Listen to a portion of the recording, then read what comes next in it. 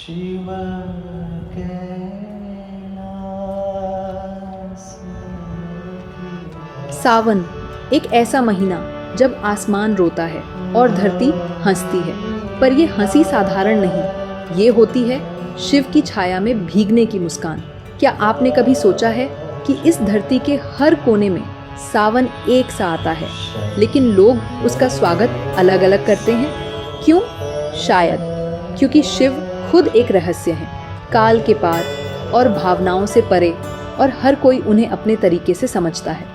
उत्तर भारत में वहाँ कांवड़िए गंगा जल लेकर नंगे पांव 100-100 किलोमीटर चलते हैं, थकते हैं, गिरते हैं, पर रुकते नहीं। क्यों?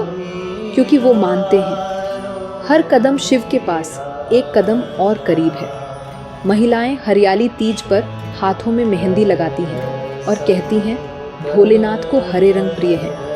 दक्षिण भारत में मंदिरों में नटराज की मूर्ति के सामने दीपक जलते हैं और घंटियों की गूंज में कोई ध्यान मग्न हो जाता है। वहाँ श्रावण को आदि मास कहते हैं और मानते हैं कि सावन में शिव का हर अंश, हर अणु में व्याप्त होता है।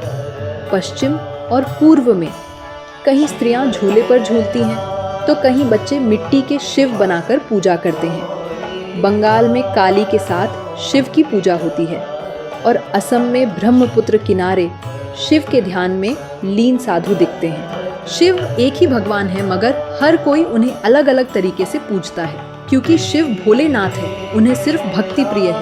क्यों कोई शिवलिंग पर बेलपत्र चढ़ाता है, तो कोई जलधारा बहाता है, कोई रुद्राभिषेक करता है, तो कोई सिर्फ मौन साधता है, क्योंकि यह श्रावण है और श्रावण में हर भक्त की आस्था खुद शिव बन जाती है।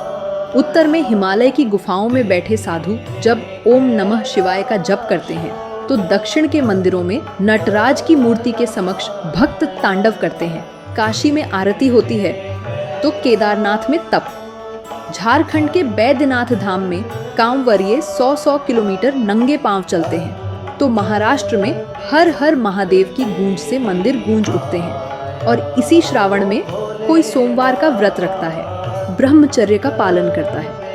कोई कच्चा दूध, शुद्ध जल, शहद, गंगा जल से रुद्राभिषेक करता है, तो कोई सिर्फ बेलपत्र पर अपना प्रेम लिखकर शिवलिंग पर चढ़ा देता है।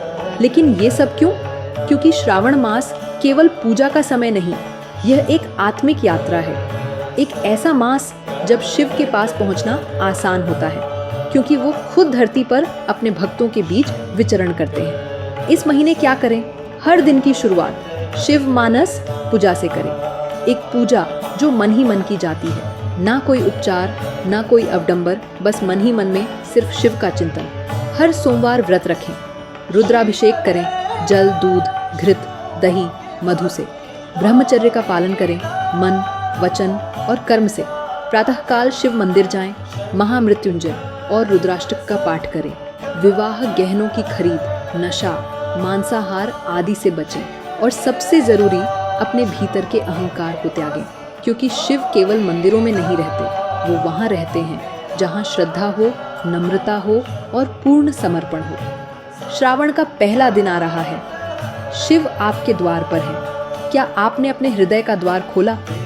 सोचिए जरा, आप क्या करने वाले हैं? हर भक्त जानता है सावन सिर्फ एक महीना नहीं, यह एक द्वार है भीतर के शिव तक पहुँचने का। तो आप क्या करें इस सावन में? मंदिर जाएं, पर दिल से जाएं। अभिषेक करें, पर भाव से करें। व्रत रखें, पर केवल शरीर से नहीं, मन से भी शुद्ध रहें। और सबसे ज़रूरी, कुछ समय मौन में बैठें। शिव से कुछ मांगिए नहीं, बस उन्हें अनुभव कीजिए। इस सावन सिर्फ पूजा मत कीजिए, एक रहस्य को जिए जिसे शिव कहते हैं। बोलिए ओम नमः शिवाय।